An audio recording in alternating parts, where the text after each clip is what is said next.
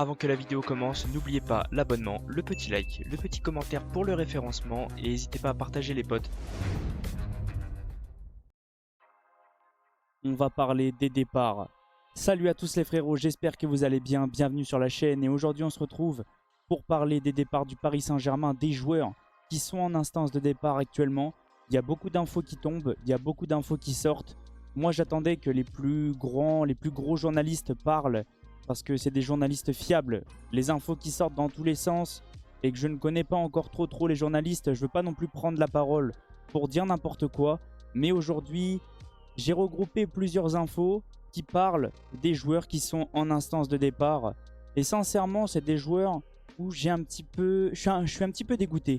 Quand les joueurs ont signé à Paris, je me suis dit peut-être, ça va peut-être ramener un plus, ça va peut-être ramener quelque chose. Le problème, c'est que ce sont peut-être des joueurs qui ont signé avant l'arrivée de Luis Enrique. Je pense que c'est des joueurs où Luis Enrique n'a pas donné son accord. On le sait, la première année où Luis Enrique arrive, il y a des joueurs qui sont déjà là. Le mercato n'est pas géré par lui. Il y a des joueurs que Nasser a envie de faire venir. Il y a des joueurs que Campos a envie de faire venir. Peut-être qu'il y en a quelques-uns qui sont venus avec la demande de Luis Enrique. Mais sincèrement, je suis un petit peu déçu des joueurs que je vais vous présenter. Je m'attendais à mieux, même s'il y en a qui sont arrivés gratuitement. On a eu du mal. Les joueurs ne sont presque plus dans les plans de Luis Enrique. Même si on l'a vu, le groupe qui se déplace à Doha pour faire le trophée des champions, tous les joueurs sont inscrits, mais je pense que c'est juste pour faire le voyage tous ensemble. Mais je pense que dans les semaines qui vont venir, dans les semaines qui arrivent, les joueurs que je vais vous montrer ne seront plus dans les groupes, dans les différents groupes que Luis Enrique va former. Du moins, les prochaines semaines là qui arrivent vont être très agitées, surtout que le mercato dure un mois. Jusqu'au 3 février, j'ai cru entendre, ça a été rallongé un petit peu. Mais je pense que là, c'est la dernière fois qu'on va les voir dans le groupe du Paris Saint-Germain. Parce que là, il y a 26 joueurs. Mais en Ligue 1, je crois qu'il en faut beaucoup moins. Donc, il y en a au moins 2-3 qui n'y seront plus. Aujourd'hui, comme d'habitude, je vais vous présenter les infos. On va parler un petit peu des joueurs. Je vais vous donner mon avis. Et à la fin, pour tous ceux qui ne connaissent pas les joueurs, je vais vous les présenter. En tout cas, j'espère que la vidéo va vous plaire. Bon visionnage.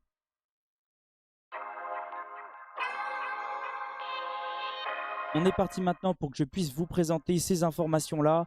Et la première, c'est Valentin Feuillette qui l'a publié le 31 décembre 2024. C'est quelqu'un de Foot Mercato.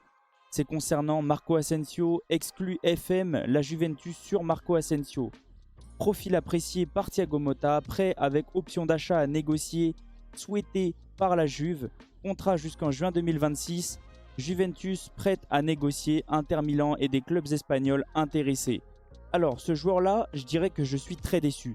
Parce que je pense que c'est un joueur qui vient de la part de Luis Enrique. Après, ça se trouve, je me trompe.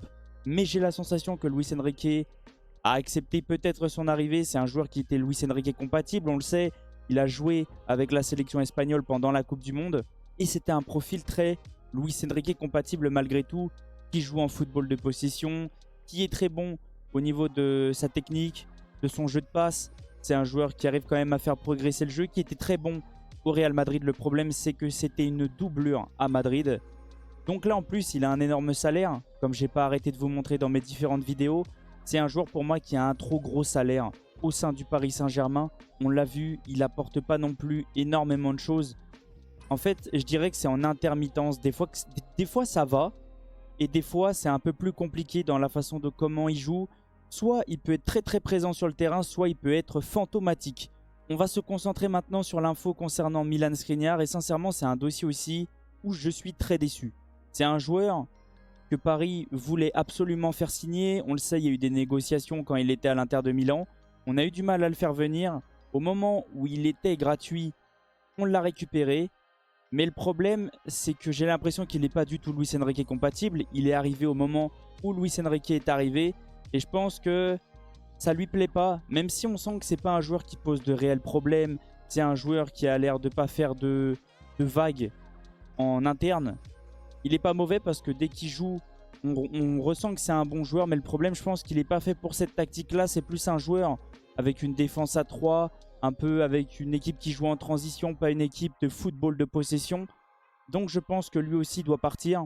Ça va, c'est que lui aussi, on l'a fait venir gratuitement. Par contre, lui aussi a un énorme salaire. Donc ce genre de joueurs-là doivent quitter la capitale s'ils ne sont pas capables d'être titulaires. Donc là, c'est une info de Fabrizio Romano. Concernant le joueur, Galatasaray a déjà approché le PSG pour discuter d'un accord de prêt pour Milan Skriniar. Club turc en attente de Skriniar pour prendre sa décision finale sur le futur club qu'il souhaite rejoindre.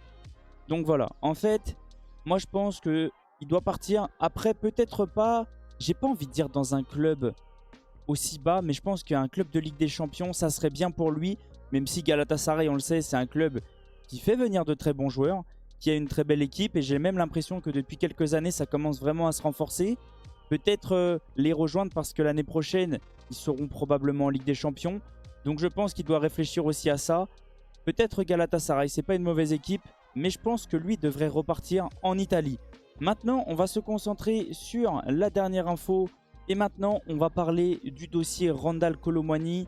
C'est un dossier ultra compliqué aussi parce que pour moi, on l'a acheté ultra cher. C'est pas un mauvais joueur, mais c'est pareil. Lui, on lui a mis énormément de pression, beaucoup trop d'attentes. De toute façon, quand tu achètes un joueur 90 millions, tu as énormément d'attentes. C'est un joueur qui vient de la part de Nasser, je pense aussi. Luis Enrique ne valide absolument pas la piste, on le ressent. Il joue très très peu depuis que Luis Enrique est arrivé. Il n'est pas titulaire, il est carrément plus des fois dans les groupes. Donc je pense que ça aussi c'est un dossier très compliqué. Il a un gros salaire, donc si on arrive à s'en séparer, je pense que ça serait très très bien. Le problème c'est qu'on l'a acheté très cher et que je pense qu'on n'arrivera pas à s'aligner aux 90 millions. Je pense que 50, 60 millions c'est très bien pour ce joueur. Et donc là c'est une exclue de Santiauna. Et j'ai l'impression que Chelsea est intéressé. Chelsea cible Randal Kolo Muani pour ce mercato d'hiver. Les Blues devraient prendre contact avec le PSG dans les prochains jours. Plus d'infos sur Foot Mercato. Donc pour tous ceux que ça intéresse, n'hésitez pas à aller voir Foot Mercato. De toute façon, comme j'arrête pas de vous dire, toutes les pages seront dans la description. Mais voilà, pour moi, c'est les 3 joueurs qui doivent quitter le PSG très rapidement pendant ce mercato-là. Le problème, c'est que c'est des joueurs qui sont payés ultra cher. Et ok, s'ils sont ultra chers mais qui sont titulaires et qu'ils ont un bon rendement, pourquoi pas. Là, le problème, c'est que ces 3 joueurs-là sont sur le banc, ont un énorme salaire et nous empêchent de recruter. Donc je pense que Paris essaye de les vendre, au moins de faire des prêts avec option d'achat, assez facile à atteindre. Mais sincèrement pour moi, il faut s'en séparer. Maintenant pour tous ceux qui ne connaissent pas les joueurs, je vais faire comme d'habitude. Je vais vous les présenter un par un, même si je pense que 90% des personnes les connaissent. Je vais quand même malgré tout vous les présenter.